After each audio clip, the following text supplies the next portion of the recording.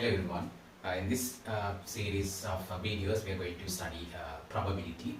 I'm sure you are already familiar with the basics of probability, but in this series of lectures, I'm going to start from the scratch. Right.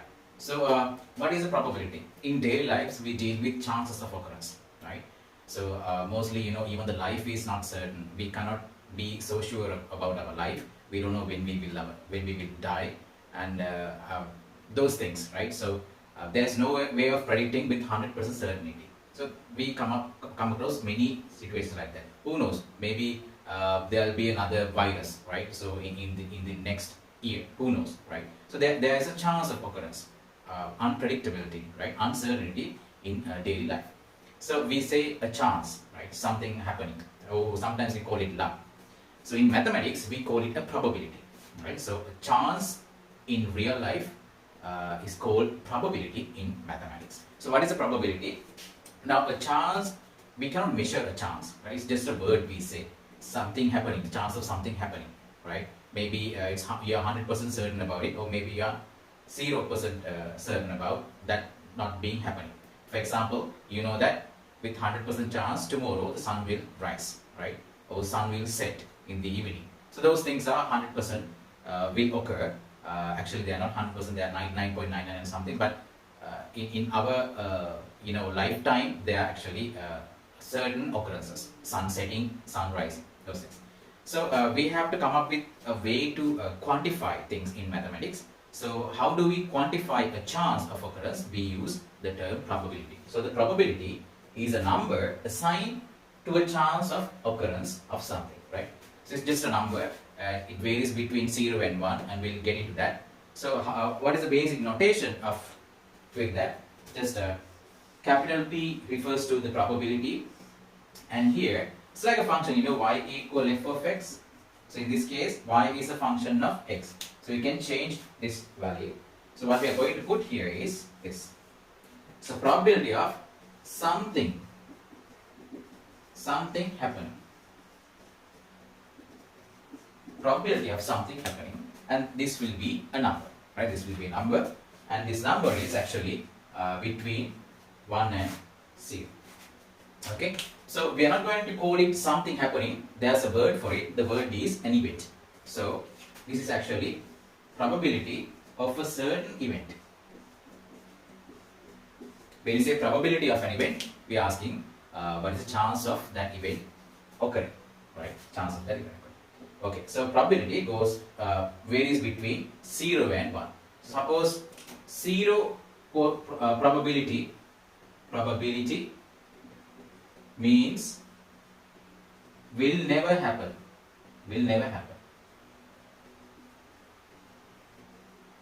Right? It will never happen. 0 probability means it will never happen. Probability of 1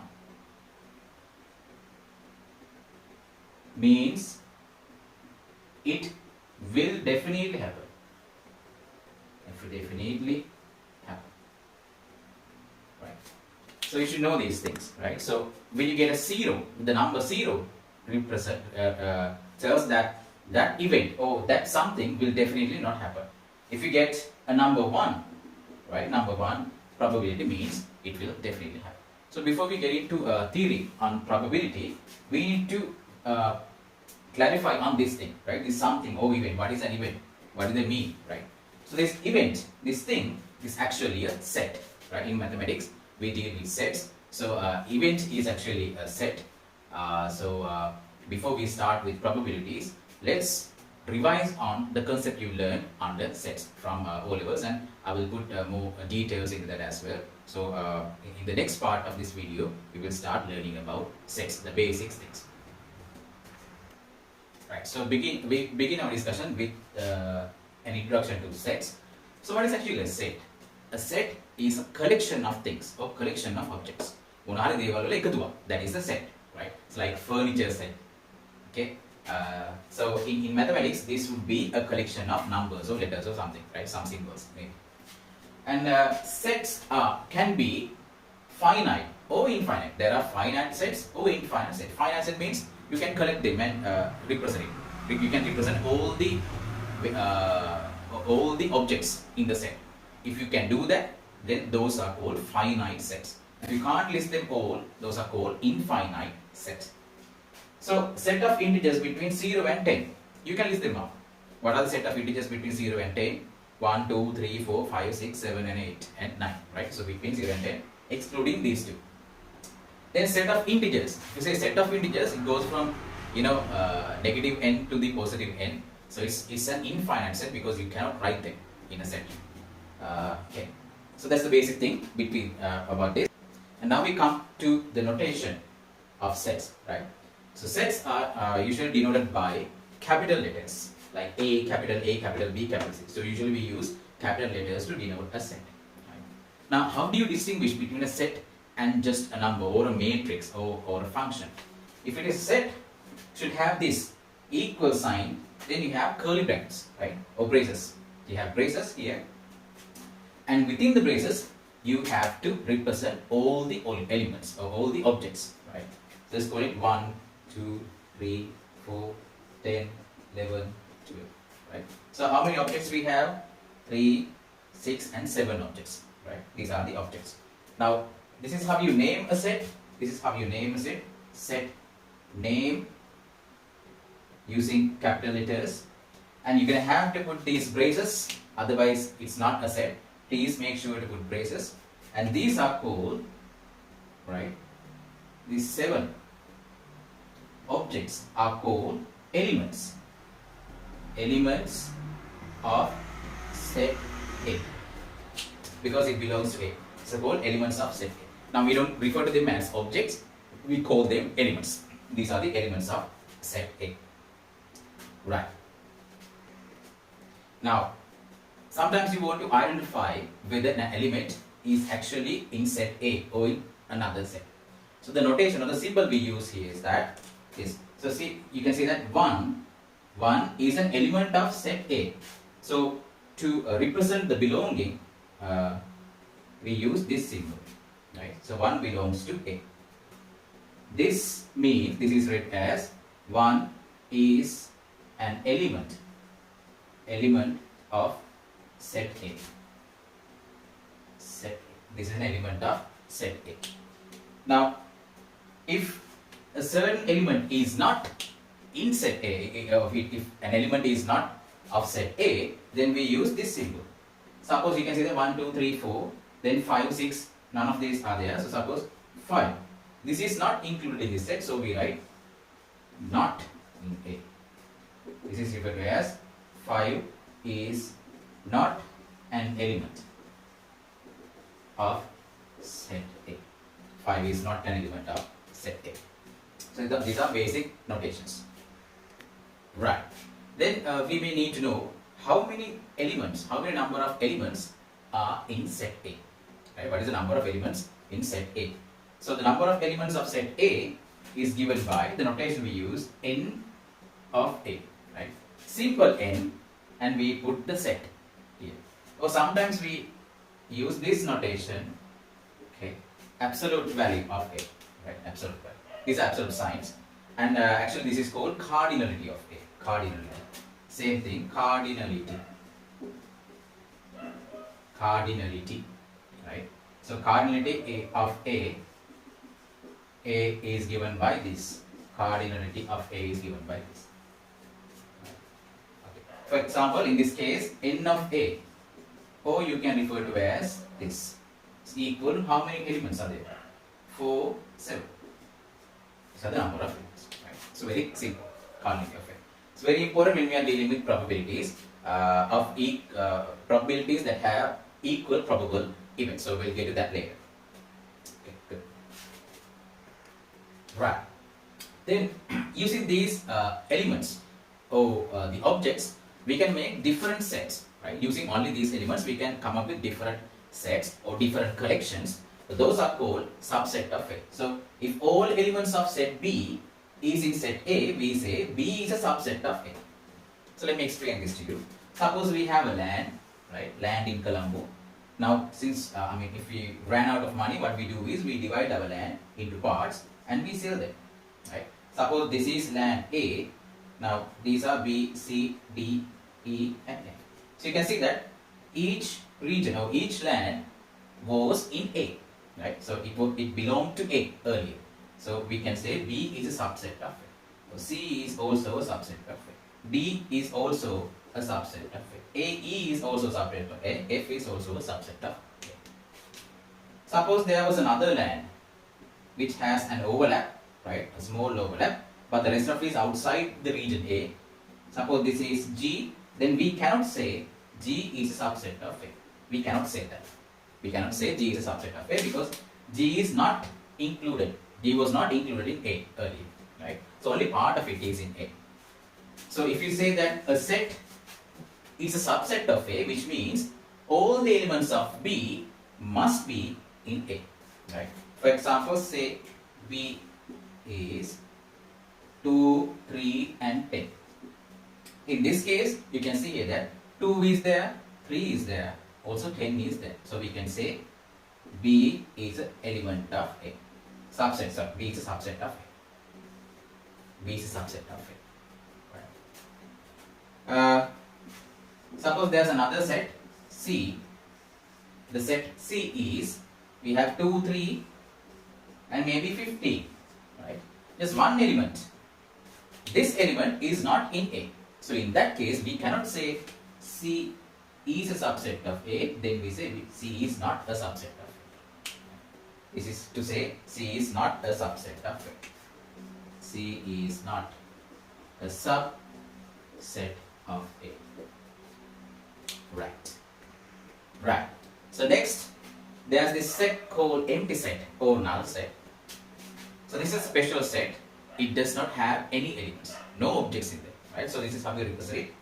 This is a null set, right? The symbol that we use. We are not going to use A, B, C or anything. There's a special symbol dedicated to this null set, and you just use only braces, but we don't put any elements in it, right? So the cardinality of the null set, or you represent it like this, would be 0. That means there are no elements, right? No elements in this set, the empty set. Right. So another important thing is this power set.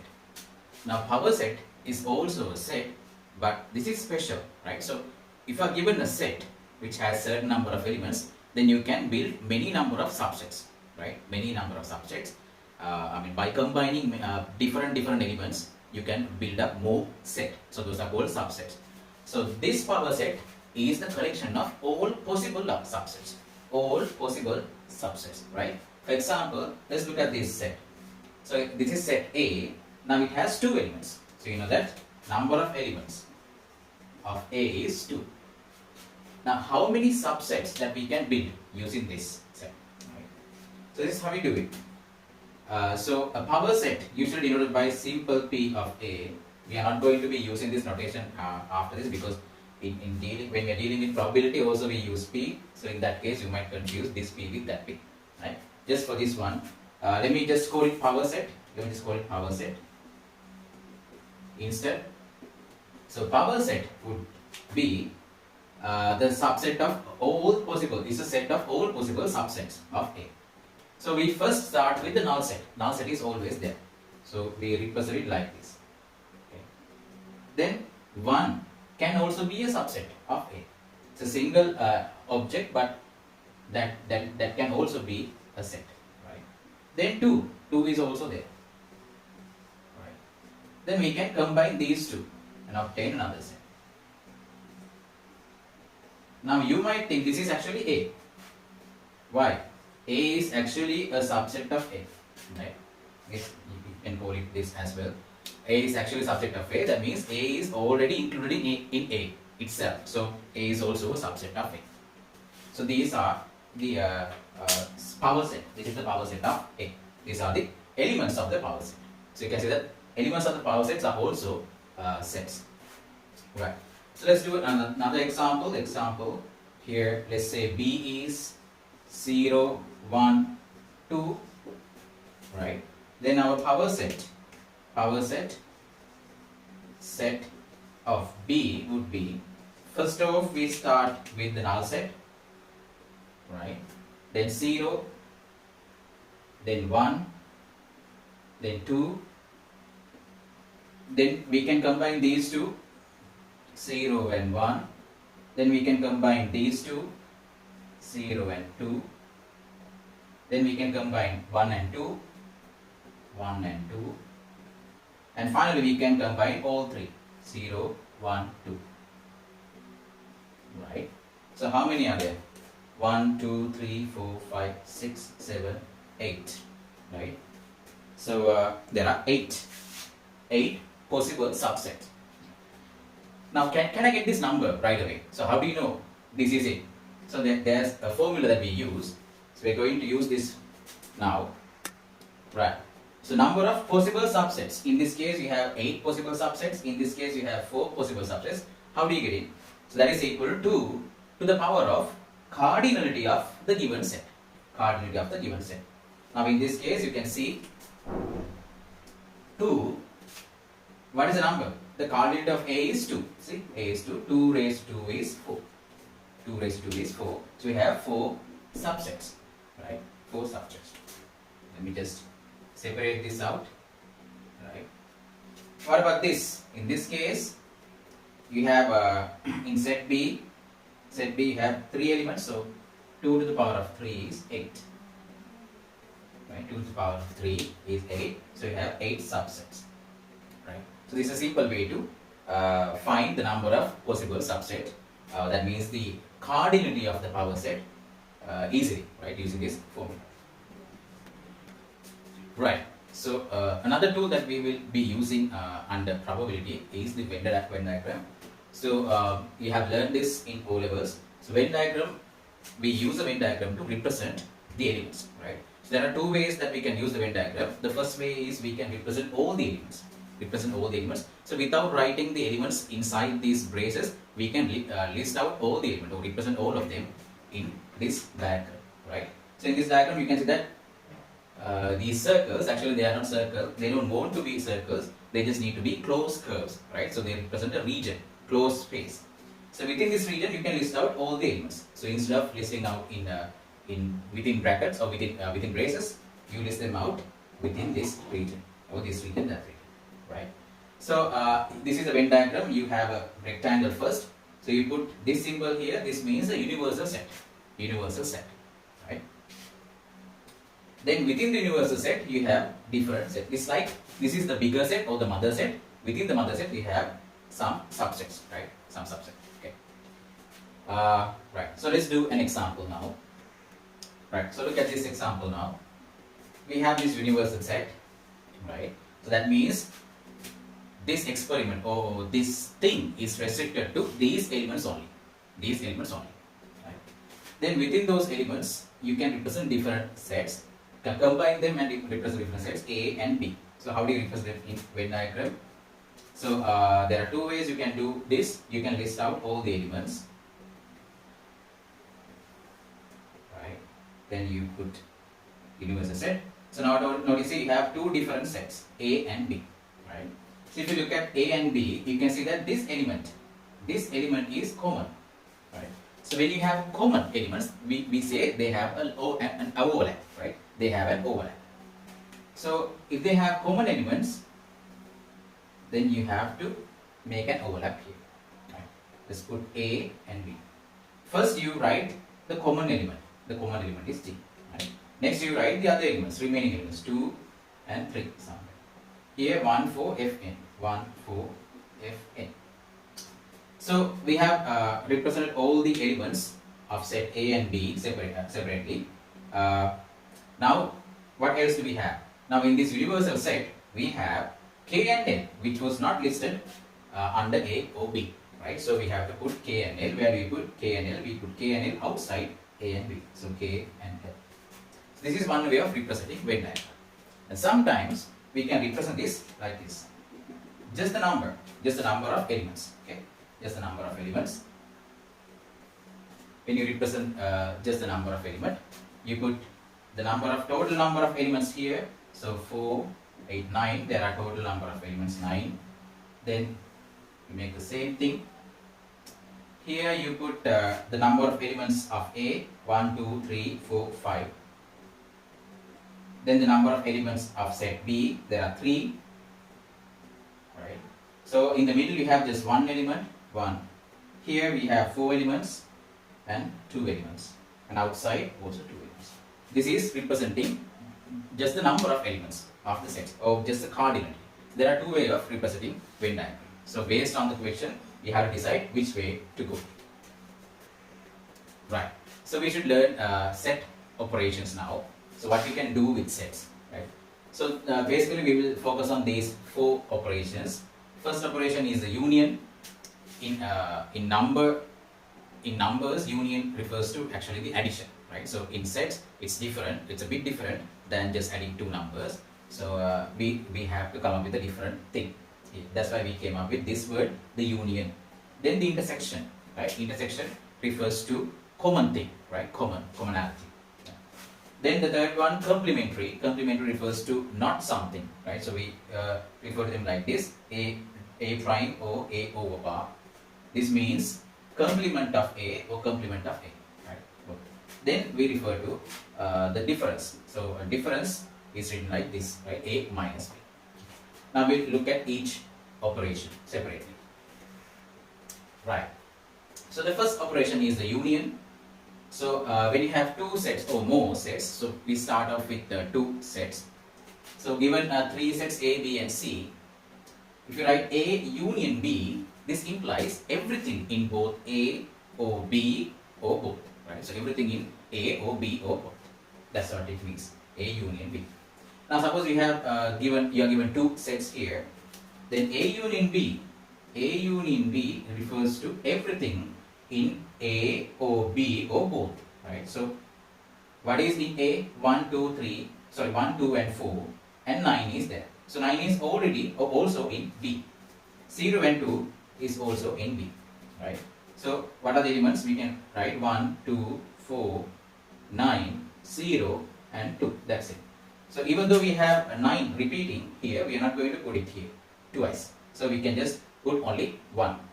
We will only put only one of these elements, right? So if we have common elements to both, then we will just put only once. Okay. This is A union B. Okay. So when using a Venn diagram, this means everything in both, in A or B or both. A or B or both. Right. So let's look at some properties on A union B. So the first property is actually the commutative law. That means A union B is equal to B union A. It's the same thing. It doesn't matter. That means you can change the question, but it gives you the same answer. Suppose you have 3 sets like this: A union B union C. This means you take the union between B and C first, then you unionize that set with A. That's what it means. So this is equal to saying you first union these two, take the union between these two, and take the union with C next. So that is called the associative law. Right.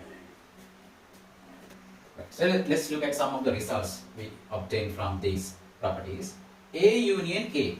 That means if we have A, then you unionize with A itself, right? Which means everything in either A or both. So it refers to the same set, which means if you take union between the same sets, then you get that set, right? A union A is A, B union B is B, C union C is C.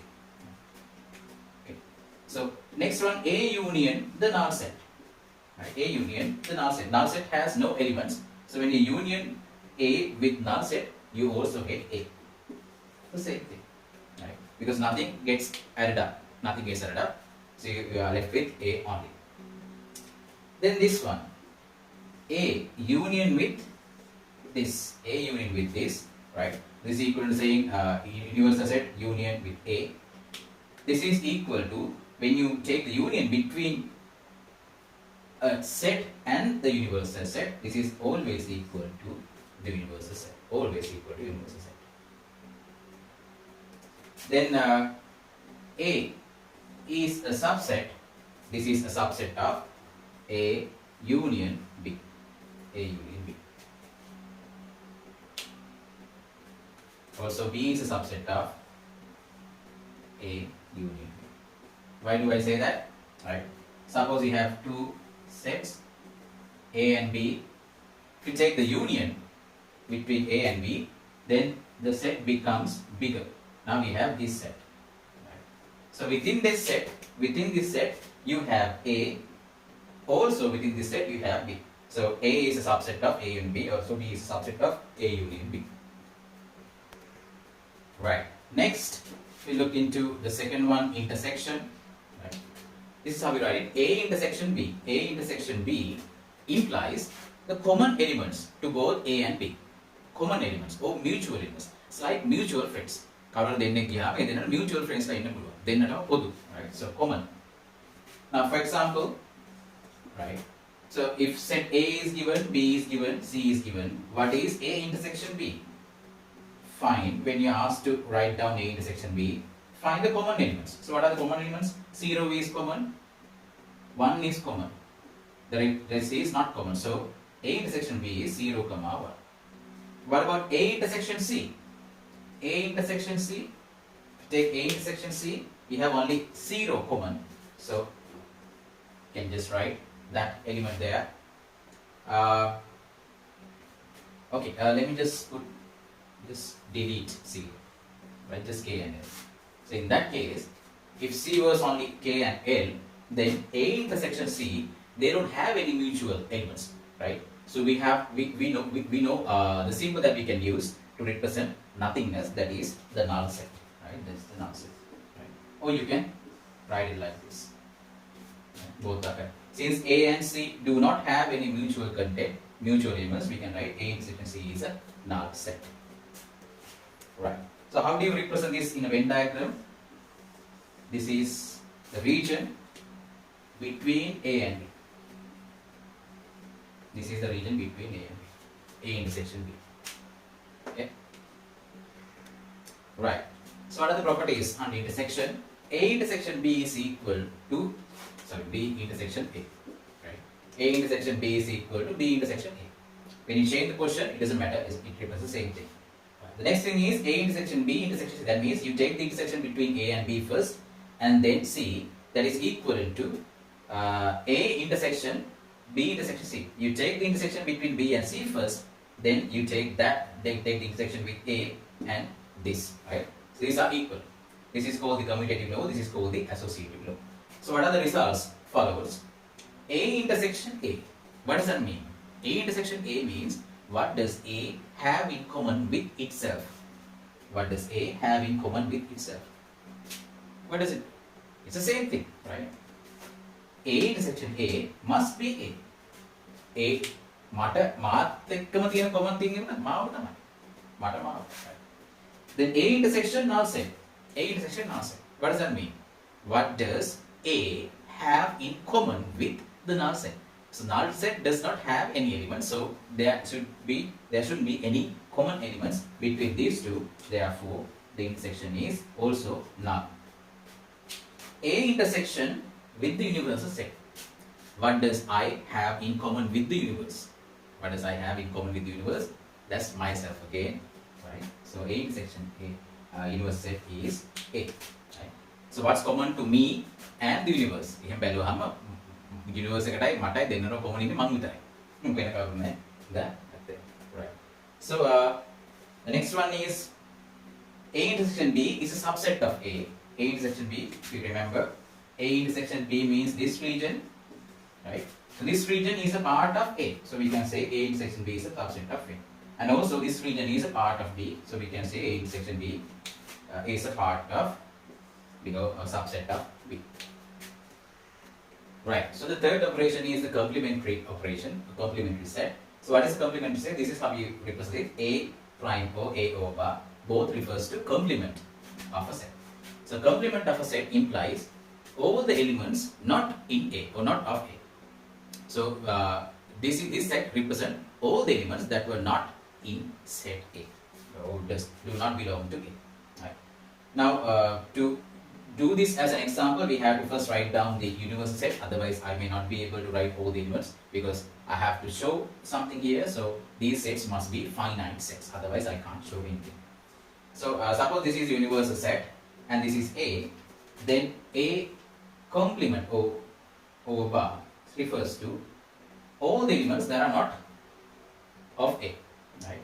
So 0, there, see 0, 4 and J, okay? So what are the elements that are not of A? That means 1 is not of A, 2, then 9 and K. So these elements was not in A, right? They were not in A. This is how we write the complement of set A. In the Venn diagrams, A complement refers to all the elements that were not that were not in A. So elements outside of A, all the elements outside of A. This is what it means. So the results follows A complement. So complement of A complement. That means not A. Right? A complement refers to all the elements outside of A, and complement of that refers to all the elements inside A. So A complement, this cancels out. The answer is A. Universal set complement.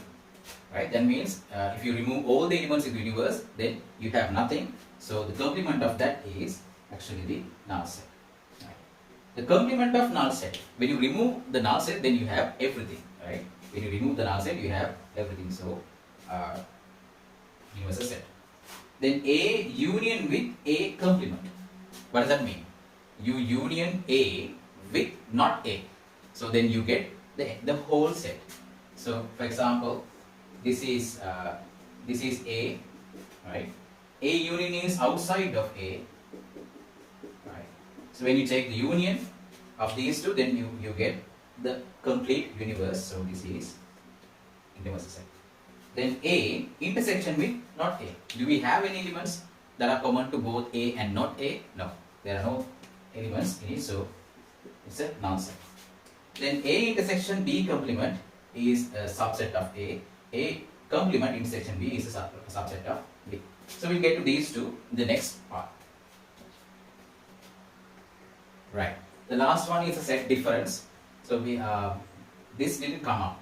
This hadn't come up lately. So A minus B represent only the elements of A, not in B. Suppose you have, there's an overlap between these two, right? If there's an overlap, that means if there are common elements, then you remove all the common elements. Then what is left, right? What is left? Those are the elements in A minus B. So if you use a set Venn diagram, then A minus B represent, this is A, this is B. A minus B represent this, right? So sometimes we call it only A, only A, only A. Right? So if you have an overlap, then you remove these elements only. Then you get only A, right? But instead of this, we use this notation. This is what we use: A intersection B complement. A intersection B complement. So same thing. This is equal to saying A minus B. So if you have B intersection A complement, this is equal to saying B minus A. Right? So you can change the question. That's okay. So let's do an example. Right, suppose this is set A and set B, then A minus B.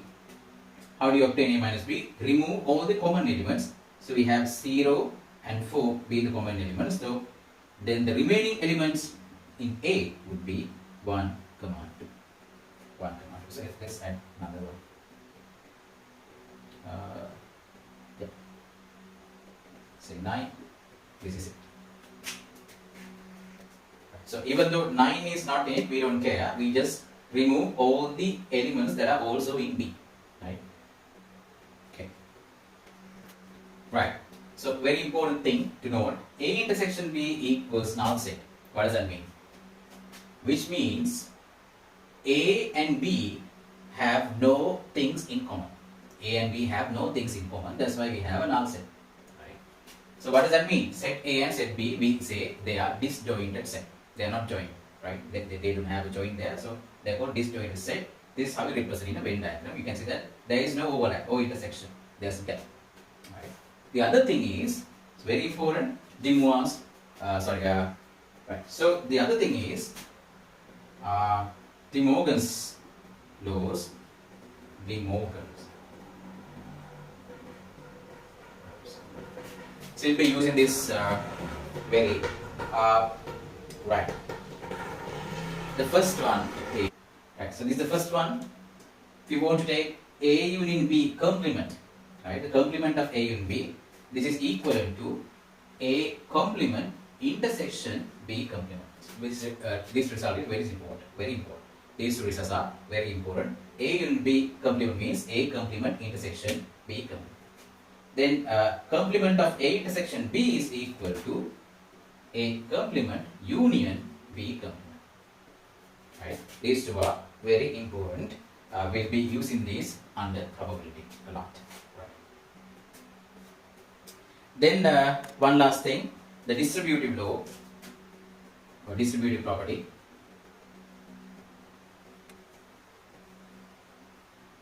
Right? Distributive property.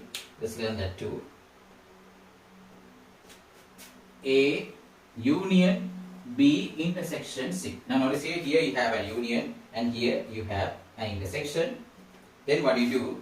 Then you unionize these two first, A union B. Then you take the intersection with A union C. Right? So if you ask to take this, and if you know these two, then this is how you can find. Right? Again, A union B intersection C, you can write A union B and then put intersection, then again write A union C. Next one is A union B intersection C. A union B intersection C. So you take A intersection C first, then union B intersection C.